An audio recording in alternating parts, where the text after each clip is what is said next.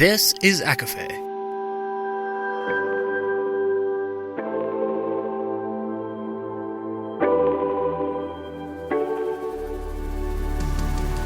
Laura Marie and Jessica Marie proudly present A Court of Fandoms and Exploration, a podcast. Fair warning, everything the hosts say is explicit, full of spoilers and adult content and shall not be used against them. They have opinions. Let's try not to drag anyone for expressing themselves and just have fun for an hour. We all deserve it. This episode does not contain spoilers, but does mention the Cleopatra Fox series, Empire of Shadows by Jacqueline Benson, and Mate by Ali Hazelwood. For full list, please see show notes.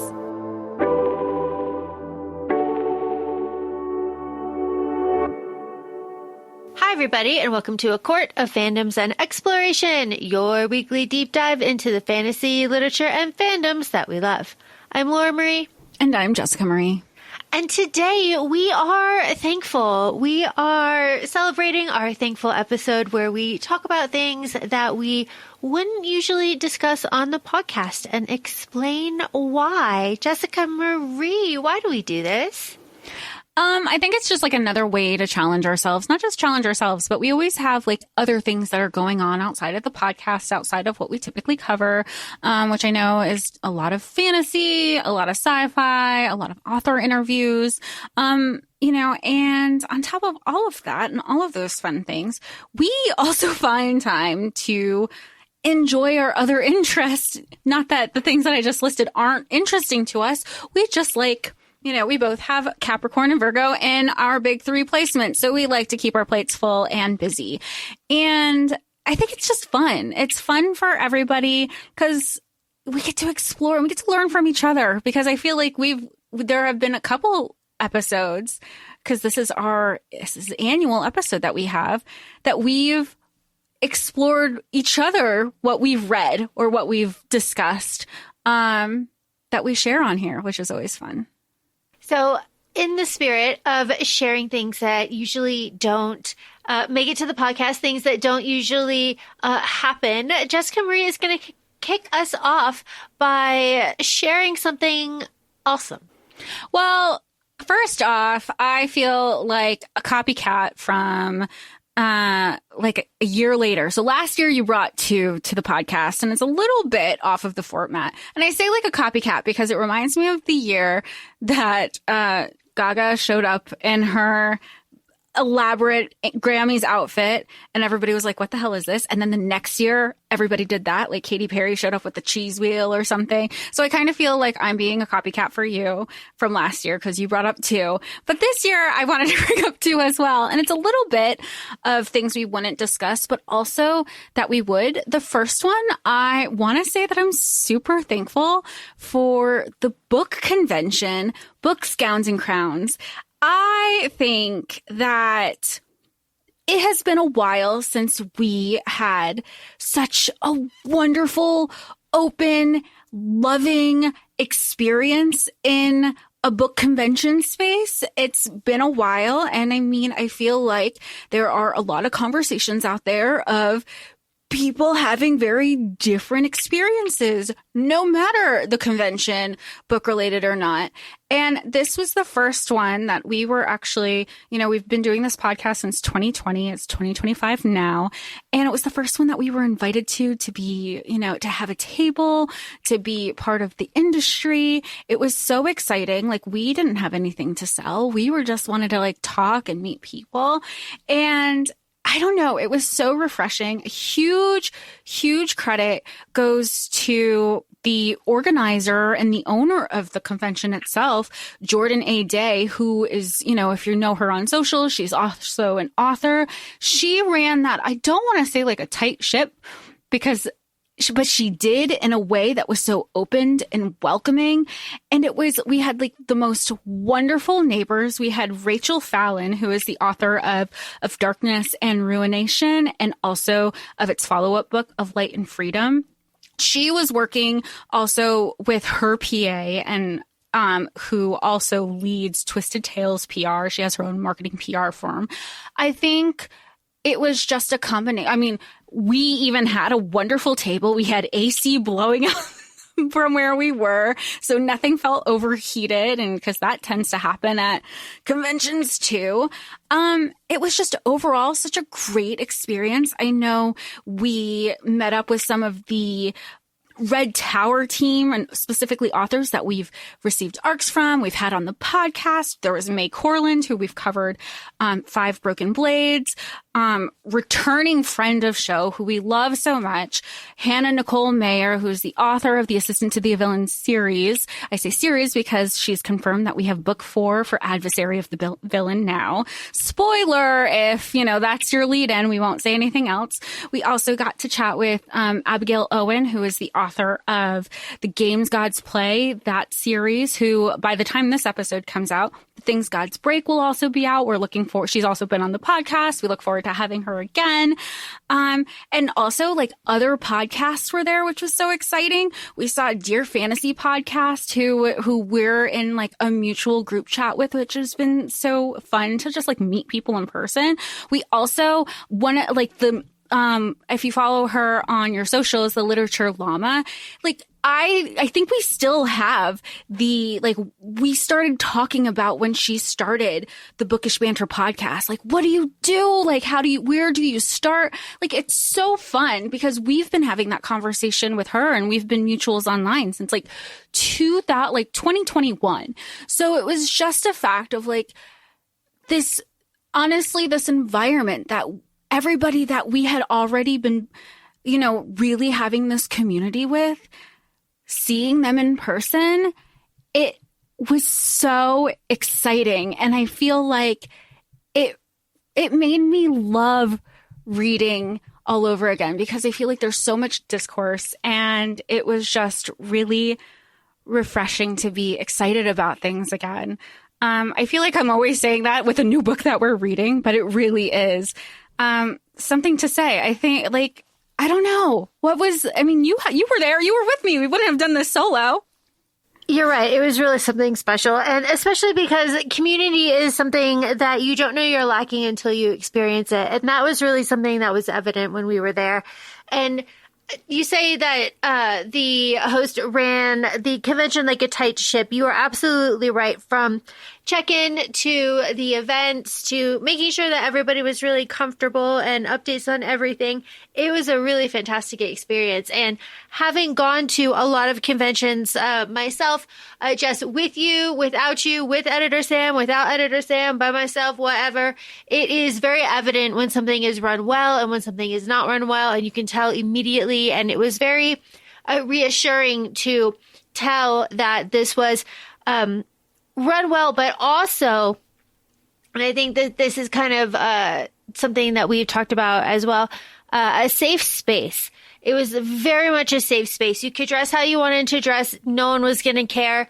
Also, the hotel itself, lovely, beautiful. The staff, fantastic. Every single person just that you and I encountered was friendlier than the next.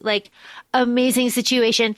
Going back to the safe space here, from every event, it just felt lovely, especially the ball at the tail end of the convention when everybody was dressed up so beautifully. That was really fantastic too, because you knew that no one was going to bother you. And that is not only rare, but really a wonderful feeling to have and to cultivate in a space like that. Oh, absolutely. And even when you're bringing up the inclusivity, they had quiet rooms for those who needed to you get overstimulated, you need to step aside. They had special hours that were ADA accessible. And that was consistent throughout the whole, it was a multi-day event, and that was consistent, and it showed throughout the whole thing. And there was a level of care that I really appreciate as a vendor side of things. There were times where we would be reached out to, hey, I think we gave you the wrong thing. We want to make sure you have everything that you're supposed to, that you're not missing out on any other experiences. Like I said, I cannot be more thankful for it was just so well thought out. And I know from our con episode from summer 2021, we talk about our personal experiences. We've run the show. We've been behind the scenes. We've been talent managing. We've, been in the green rooms. We've pitched, different things. And I think this was a new level of the con experience that I definitely had to sit into. And it took me about a day or two because you're like, Jessica, you're fidgeting, and I was like, I'm so used to being the one who is running around and checking in on everybody and like, what do we need to do and tying loose ends, that to be this just on like the vendor industry side, that, it was very different, and not in a bad way. It was just like you don't know what you like until you do it and you get the exposure. And you were like, I am in my element. This is great. You get to you just have to like meet people and converse and talk. And that's all we were doing. Like I said, our table, we weren't selling anything. We don't have any products to sell. We're just like, hey, like, here's us. Grab some, make yourself a goodie bag. Cause that's what we had. We were like, make yourself a goodie bag, make yourself a friendship bracelet, it was exciting. And like you said, you don't realize there are still spaces that you're like, there's still spaces where you're like, wait, like I do belong here. This is really fun. It's not just like other people can like what we like too. Other people can like what we like too. Jessica Marie, this is a thankful episode. So while we are, of course, very thankful for our convention experience, we are a book-related podcast. Jessica Marie, what book or person or series or thing are you thankful for that we would not normally cover on this podcast? See, and this is, again, where I feel like I'm teetering on the back and forth, because I'm going to say the author that I'm thankful for this year, because she released 2 books this year. I'm sorry, 3 in 2025, is Ali Hazelwood. And Ali Hazelwood, I did not realize how many books of hers this year that I have read so far. And granted, like one of them was a reread. I read Love Theoretically, which came out in 2023. Laura and I, that was my birthday, my half birthday episode that we covered in June 2025. And I asked Laura Marie to read with me. I also read 2 of her novellas, Two Can Play, which is a novella that came out in 2024, and it was audio only. She just announced recently that it is getting an ebook format, and I think a physical format, which is interesting because usually it's the other way around. And she did this book, and I read that through the library. I also read her 2022 novella, Stuck With You. We had an episode this year that we covered on Bride, which came out in 2024. The 2 2025 books that I read was Deep End in the spring. I can't remember. I think it came out in the spring. I read it in the spring during like a work trip or something. And then I also recently read Problematic Summer Romance. And I just got the alert from the library that Love on the Brain, which came out in 2022, is, which I don't know if you'd like, but I know it's based on Adam Driver because of the cover. So maybe you'll like that, Laura. I'll let you know. I really realized this year that she became one, like I was going back on her back catalog. She became one of the authors that kind of take me out of a reading slump, or that I'll read between fantasy books. Or if I just like, you know what, I want to read, but I don't want the world building aspect, I know who's going to hit. And I say that we've covered her. We wouldn't read her on the podcast because she typically leads romance. And I feel like those are our little ad hoc episodes that we've covered previously, because we also have an episode from last November 2024, for the Love Hypothesis. But we would read it in the sense that a lot of her books are there is a dynamic level of storytelling. We covered Bride because it does fall under like the fantasy, paranormal, sci-fi of it. And she loves her female friendships. And I do appreciate that more and more romance, in my experiences, are leaning into that. I feel like so often, like the romances that I used to read, like back in 2020, like I don't remember there being a ton of female friendships. It was really just like FMC, MMC focus driven. But that's one thing that Ali has consistently had amongst her all of her books is the female friendships and not the cattiness. And, you know, there's a mature level of like, if there's one person that you can trust and lean on, it's going to be that person. Well, I mean, obviously, I love all of this. So we're thankful for Ali. Did you did you realize you read so much of her? Not until this episode. I was like, I think I was like, what's the romance that definitely came out this year? Because I feel like this year I haven't been reading a lot of new releases. I feel like I'm playing catch up on like, oh, that book came out. Oh, and it came out last year, but like it's became available. Let me go for it. And that's between some of the opportunities that we've had as ARC readers. You know, there's just so many books, so little time. And I think it took me going on, maybe it was my Storygraph, because Storygraph will like track your author specifically if you like start getting beyond one book of theirs. And I was going through it, and I have both Storygraph and Goodreads. And I was like, whoa, when did I read? What Ali Hazelwood books did I read? Because it doesn't total everything. It's just totaling. It's giving you that stat for where you are in the year currently. And I was like, when did I? And it felt like the number was off. So then I go into it and I was like, oh, I did read that. Oh, I did read that then. Oh, I did. Like, especially when the novella, when you speed up the thing, and I'm like doing a 2-hour drive back from Orlando with a napping kid in the back. I'm like, I could totally read this. Let me just make sure she doesn't hear any of like the spicy scenes. And those were super, super fun. Like, again, I didn't intentionally realize it till I was just like, oh, her book's available in the library. And it just like, it keeps, like I said, before we started, Love on the Brain is like, no, available. I was like, oh, maybe I'll read that between my commute this week. What is it about her that you find yourself constantly picking up her books? Oh, God. Ugh, I feel like a terrible reader that I don't know. I think there's a safety there. I think there is a safety there. It's like when you go to a restaurant and you have all of these items on the menu, but you always pick up and you always like choose the same thing because you know, no matter what else is out there, you know, the thing that you like is going to be consistently good if anything else fails. And maybe and I feel that way with Megan Quinn also. And I think I brought her up last Thankful episode, that I think there's a lot of wins, but there's also been a lot of misses. And one thing that's kind of held steady is having the wins with Ali. And I think there's a lot of consistency, and stability there. Especially like when she's focusing on like the STEM romance books.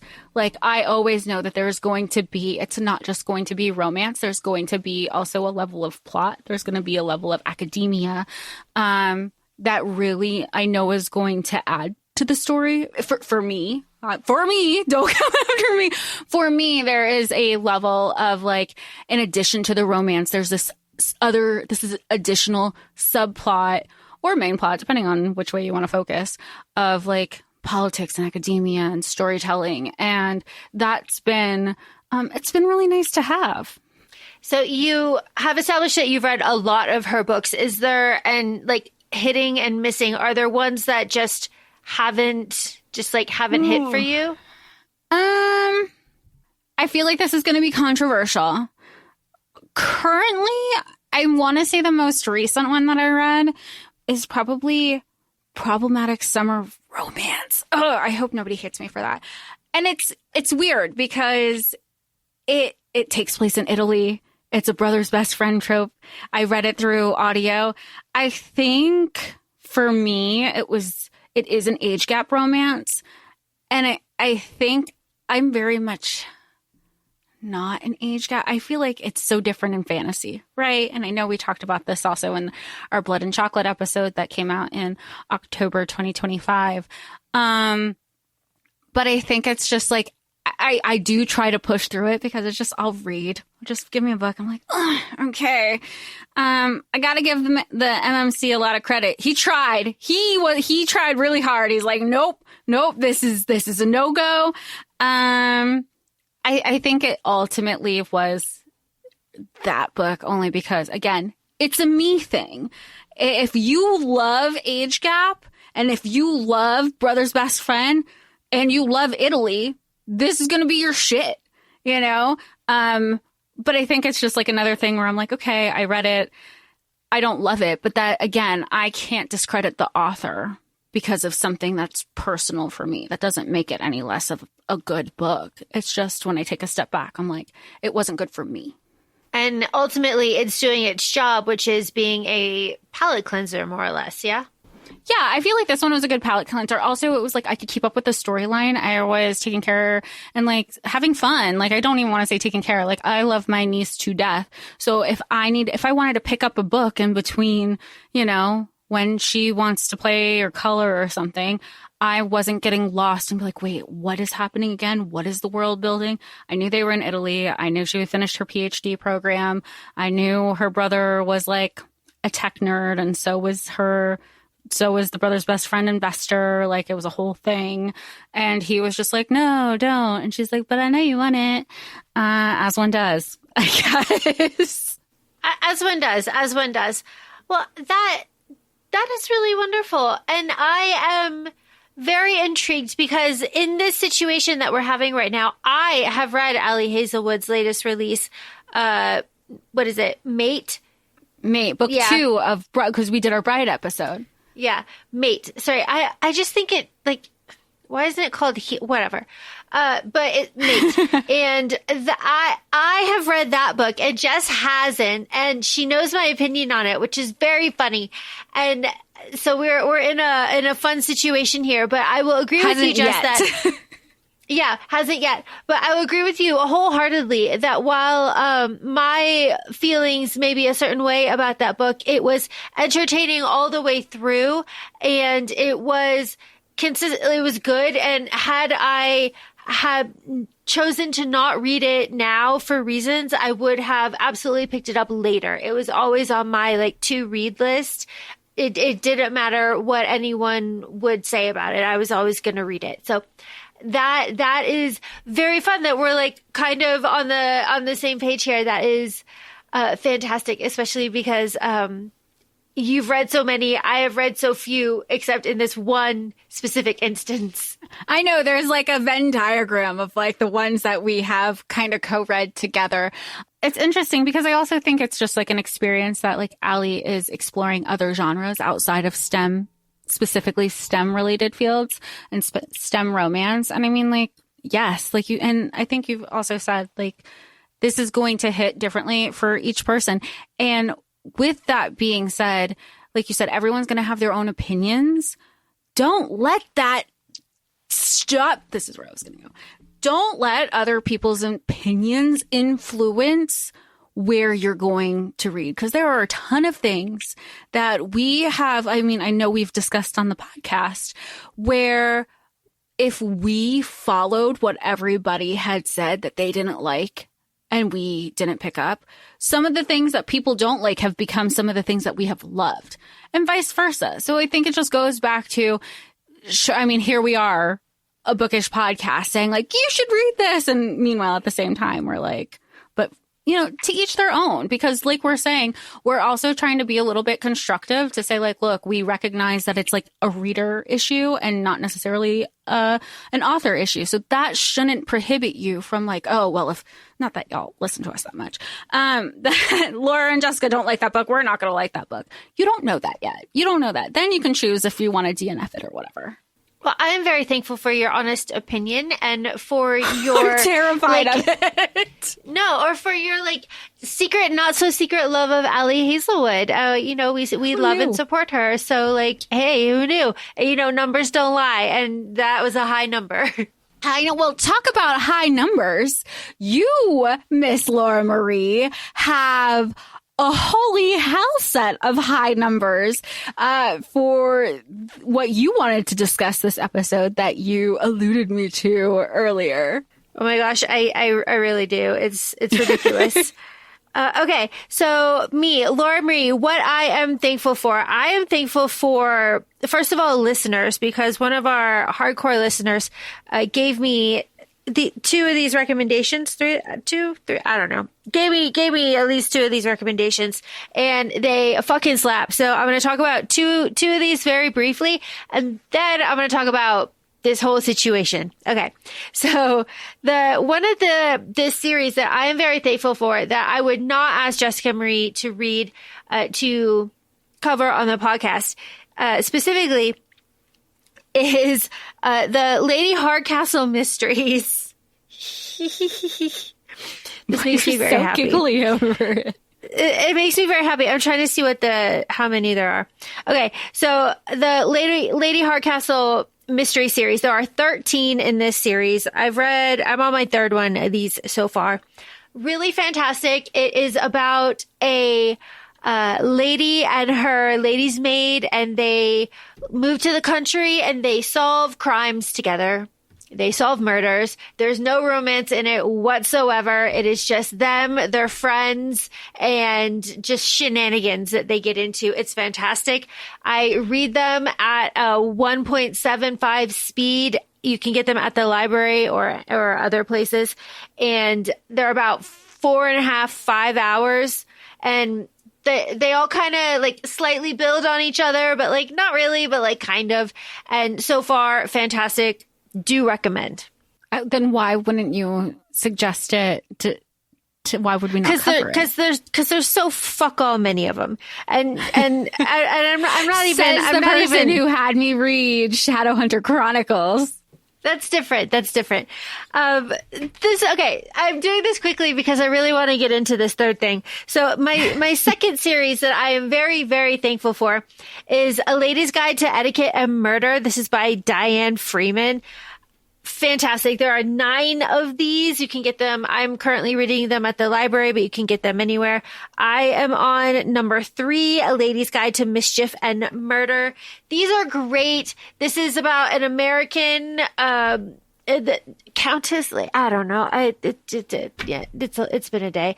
But she's an American and she has money and her husband's dead and her family is selling off the estate because times are changing, and she moves to a posh like townhouse, and there's romance in this one. And because she's American, her sister comes over and they're doing the season. It's very Bridgerton-esque, and she's like mentoring these girls, and again, very Bridgerton-esque, and it is delightful. But they also solve crimes. This is crime solving, murders, accidents, all sorts of things. So much so that there might be like agencies involved and like government. It's very fun. It's low stakes. It is just one of those things you can put on. It's delightful. Again, at 175, about 4.5, 5 hours each. And again, there are 9 of those. So you have, I feel, because I know you had mentioned in the first one and the second one, these are both crime genre driven. Yes. So yes, they are. Because I feel like one thing, and I know we're going to get into in the third, because I know you want to get to the third one and you're really excited about it. You have really expanded going outside your comfort zone this year. I mean, you explored and you discovered Gaslamp fantasy. I mean, it's granted it's still a level of fantasy, but Gaslamp is a whole new subgenre that you were like, the pipeline was there my entire life. I just didn't realize. And now we have crime, which I feel like that is also something. I mean, who didn't watch Clue at some point or play Clue at some point? Like, it's so, or anything that was Agatha Christie.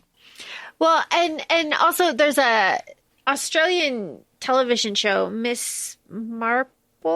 I don't know. It's on Netflix. If you Google that, it's also fantastic. That's set in like 1920, and she also solves crime. So this was always like in my wheelhouse. I just like wasn't aware of it. I didn't like connect all of those dots. That's so fun.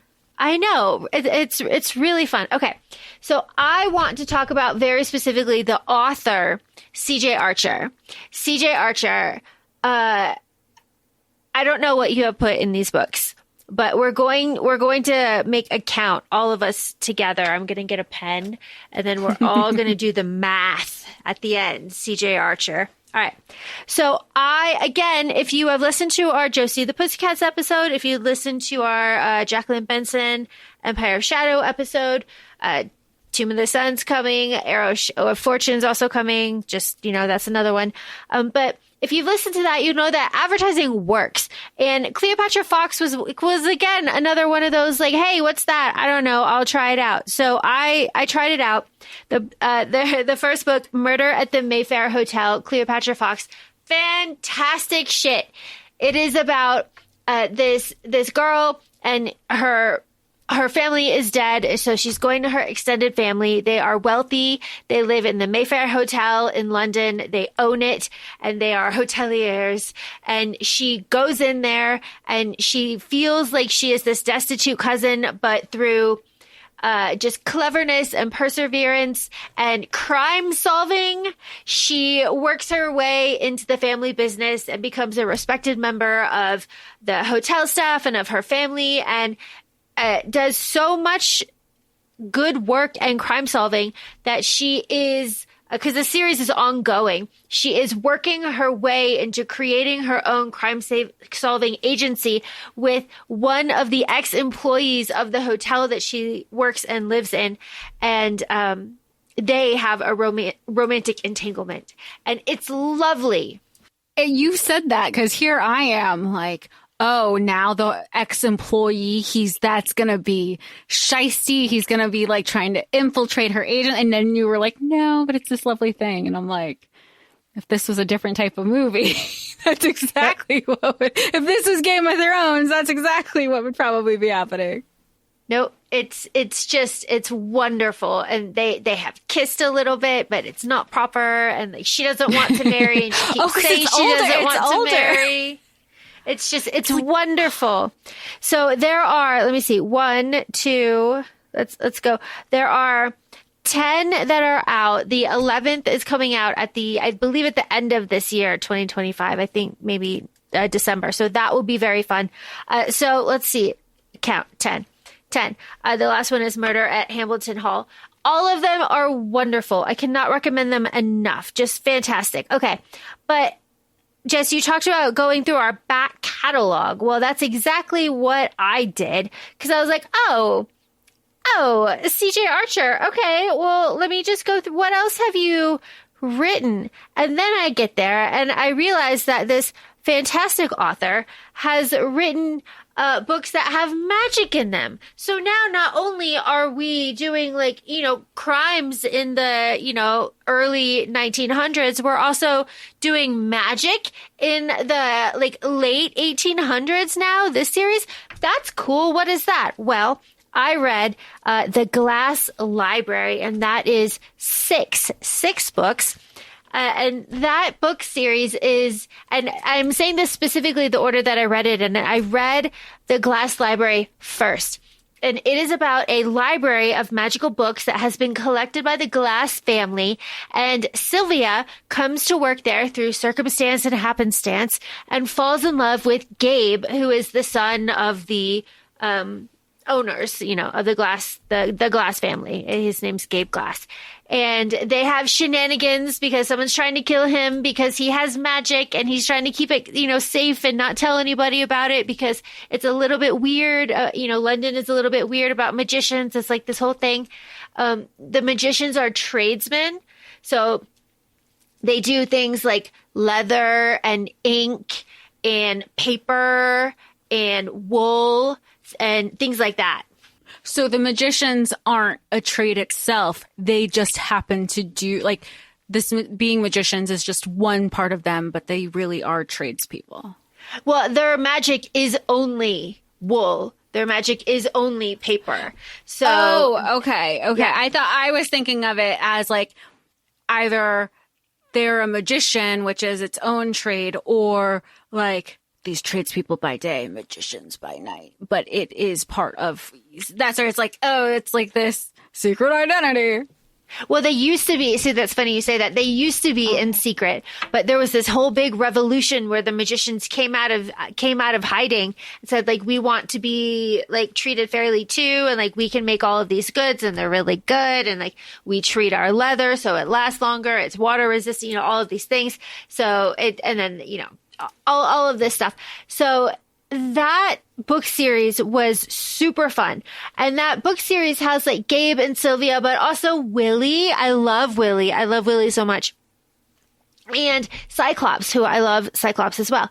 And I am reading all of this. And as you're reading this 6-book series, there is a lot of talk about Willie and Cyclops and about all the things that they did in their like past. And you're just, and like jokes being made about like, well, did you kill your husband? Like you've been married twice, like all of this stuff.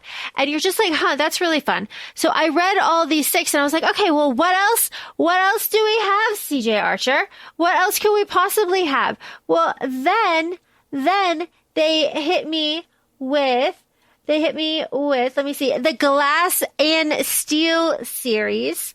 Okay. The Glass and Steel series is the prequel to all of that. So that book series, let me just see. That one has a cool 13 as well. So have you read that yet? Yes, I have. Yes, I have. I have read all of the Glass and Steel series. That series is about India Steele and Matthew Glass. And India Steele is a watch magician. She horology time. And Matt is just a fucking dude from America. And of course he is. He's half American. He's half English. He's going to inherit the title of Lord Rycroft when his uncle dies. And so like he is of high standing in society, and like India is not, but Matt has this like medical situation that needs magic, and it involves a watch. So he stumbles across India, and the two of them come together and have a 13-book shenanigan situation with Willie and Cyclops. And through them, that's how I learned everything else, which made me then be like, well, damn, now I need to go back and like reread some of the Glass library, because now everything makes sense and I want to get all of these jokes. And that series is about the fight against time to keep Matt alive, with India helping, and then it turns into a love story, and then it turns into India being the most powerful magician so far in the world that they can tell. And she ends up leading a magical revolution at Parliament to allow magicians to come out into the open and to practice their trade out in the open they have to like pay a tax, and like their magic is not going to like last forever. It's like, all of these things to make it fair. And then that series ended, and I was just like, well, oh my God, this is great. And it should be a BBC miniseries. You've been talking to me about these books for some time, and that's immediately where my mind went, because you're so enamored with it. And I know you don't read them lightly. And I know we've also had the conversation that not everything needs to turn, not every book needs to be made into an adaptation.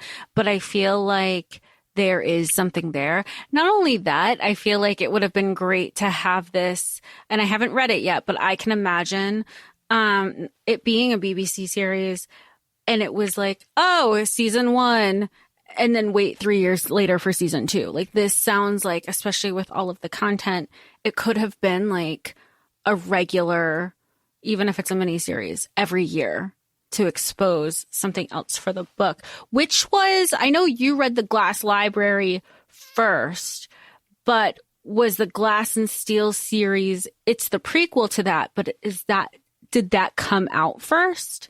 I have no idea.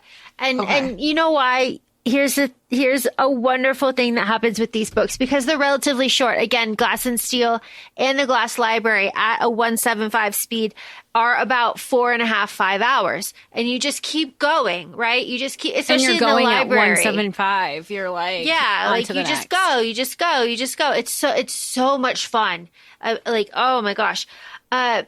so at the end of all of them, because they're like short, at the end of all of them, it says like, join us for the next adventure in, December 2025 with the new release, da da da da da.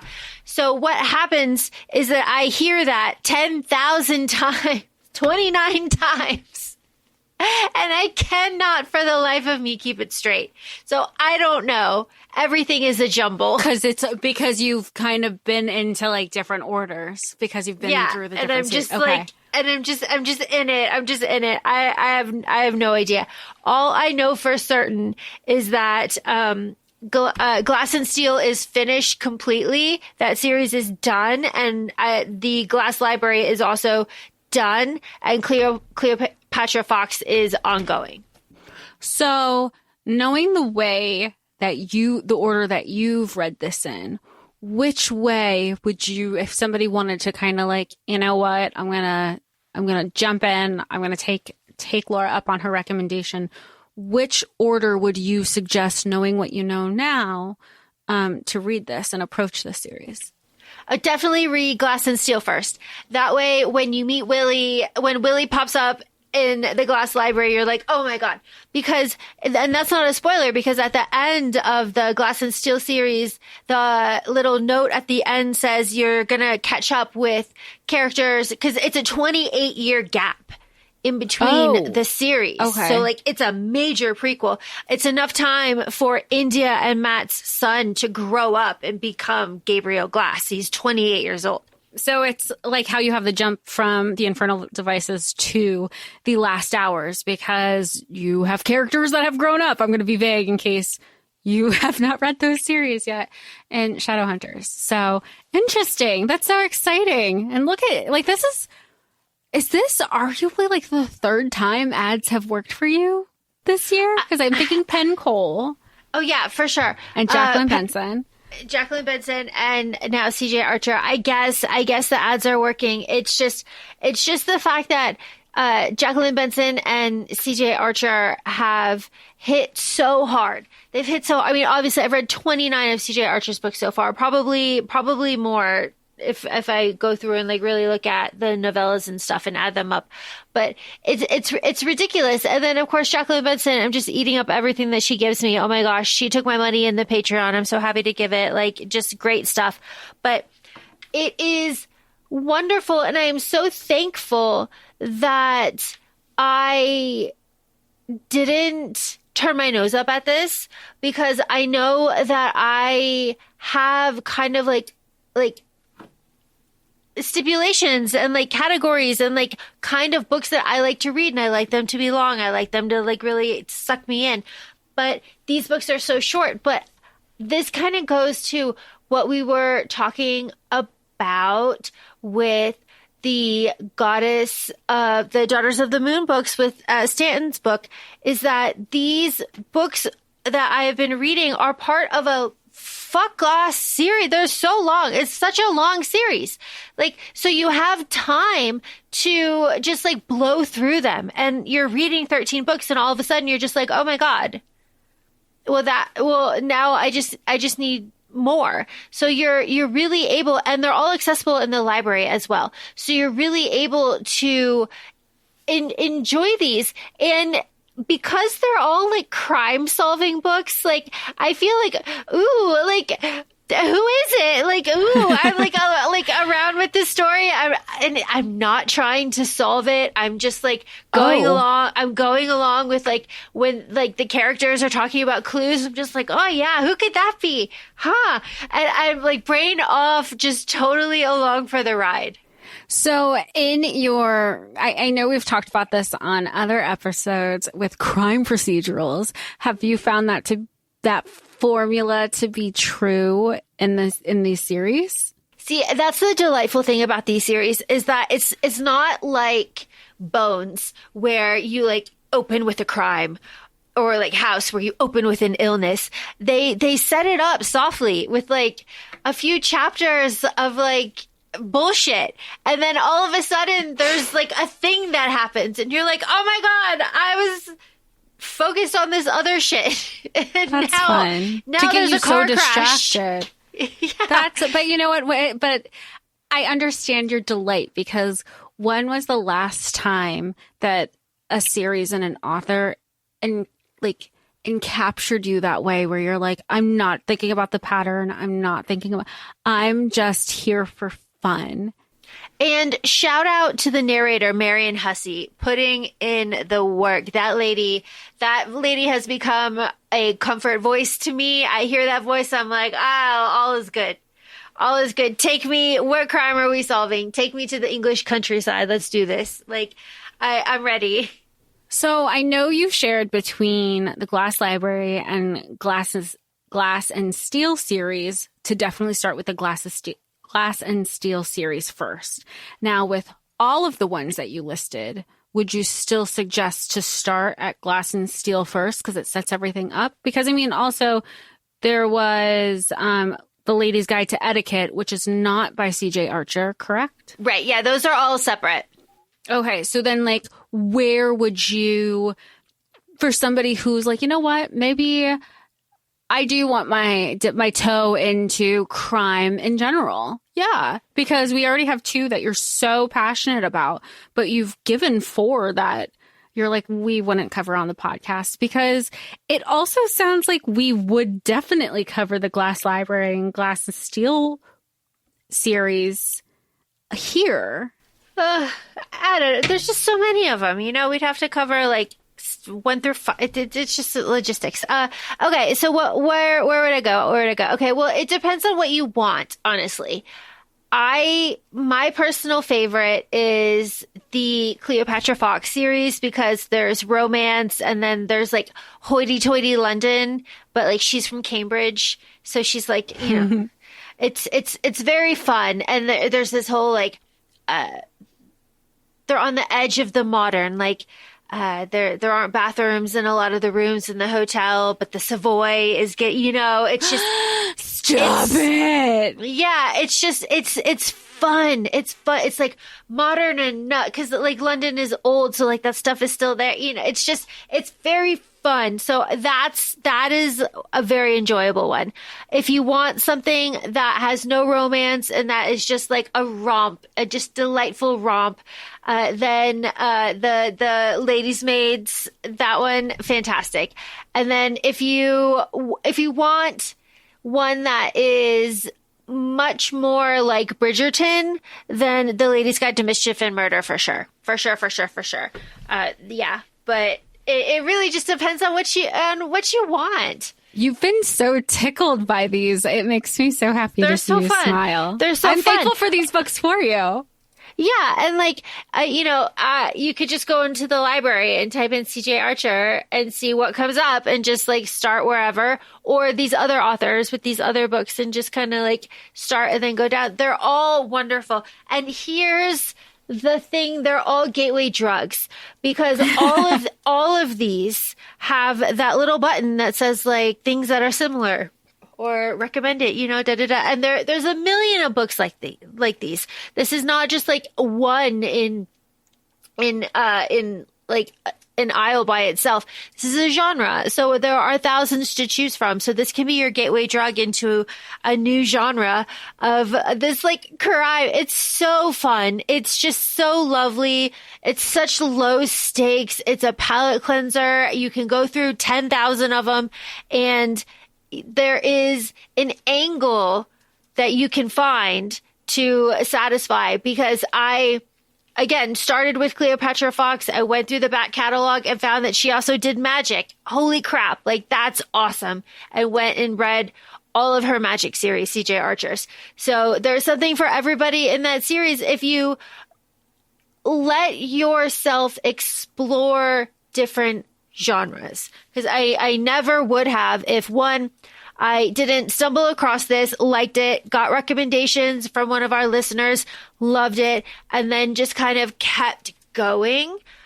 And that's also something too, to not close yourself off to doing the work to kind of find your specific thing that you like so much. Well, I think that also goes to say, like, why I'm thankful for you and the podcast is because we're constantly challenging each other, sharing different things with each other. And, you know, when we do those challenges, we are going outside of our comfort zone and not realizing, oh, I would not have explored that if I kept myself closed off. Yeah. And especially now, like, you know, we're recording this in October 2025. Things are fucking wild. So it's I feel like really, we say that every episode. Yeah. Well, you know, every week this year. it's not getting better. So that's maybe something. I think it's just really important to make sure that you are taking care of yourself and that you're not finding yourself in a rut, because no one needs a book hangover on top of everything else going on. So I think it's really important just to like open yourself up and allow yourself to dip a toe into different genres that you might not like. Pull in Ali Hazelwood and try different things and see what sticks. With that being said, feel free to follow us on ACOFAE Podcast. We're on Instagram. We're also both on TikTok, ACOFAE Laura, ACOFAE 7. I'm picking up groups. ACOFAE 7? Oh my God. ACOFAE Jessica. ACOFAE Jessica, please feel free to rate us 5 stars on any of your listening platforms. We'd be so grateful. Thanks, and talk to y'all soon. Bye. Bye.